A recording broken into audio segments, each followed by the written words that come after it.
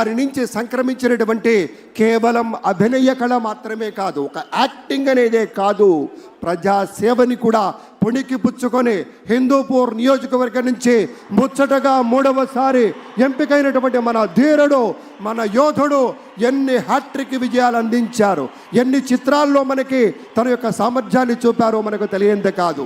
అదొక్కటే కాదు పెద్దలారా, బాలయ్య బాబు గారి గురించి చెప్పుకుంటే బసవరామ తారకం ట్రస్ట్ పేరిట ఆయన అందించేటువంటి సేవలు అనుపమానం, అద్భుతం.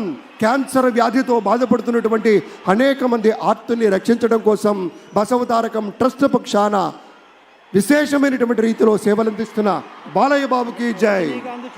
అలాగే మన తమిళనాడు నుంచి ప్రత్యేకంగా విచ్చేసినటువంటి గౌరవనీయుల శ్రీ రజనీకాంత్ గారు విచ్చేశారు, నిరాడంబర యోధుడు.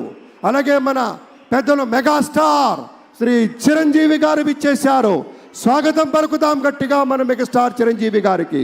అద్భుతం.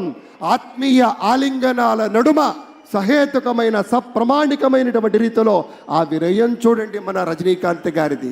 ఎంత ఎత్తుకెదిగినటువంటి గొప్ప కళాకారుడు అయినా కూడా ఒదిగి ఉండేటువంటి ఆ మహనీయులందరికీ స్వాగతం పలుకుతూ It gives us great pleasure to welcome Talaiva superstar Rajnikanth Garu and Lata Rajnikanth Garu to Andhra Pradesh for this momentous occasion. Padma Vibhushanulu ఆ రోజు మనం అంతా చూసాం. పుత్రోత్సాహం తండ్రికి ఏ విధంగా ఉంటుందో మనకి తెలియదు, కానీ సోదర ఉత్సాహం ఆ సాష్టాంగ నమస్కారంలో మనం అంతా వీక్షించాం. ఆప్యాయత, అనురాగం, అనుకున్నది సాధించి పవన్ కళ్యాణ్ గారు సోదరుడు మెగాస్టార్ గారికి సాష్టాంగ నమస్కారం చేసిన తరుణం మనందరి కళ్ళల్లో కూడా నీళ్ళు వచ్చాయి, ఆనంద బాష్పాలు వచ్చాయి. ఒక విజయాన్ని సొంతం చేసుకుని తిరిగి ఇంటికి వెళ్ళి తల్లి గారికి, వదిన గారికి, అన్నగారికి చేసిన సాష్టాంగ నమస్కారాన్ని ఈరోజు సభాముఖంగా గుర్తు చేసుకోవడం అవసరం అనిపించింది. It gives us great pleasure to welcome all the dignitaries across the world.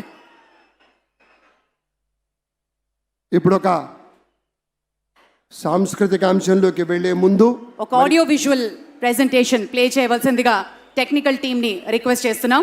ఏవి ప్లీజ్.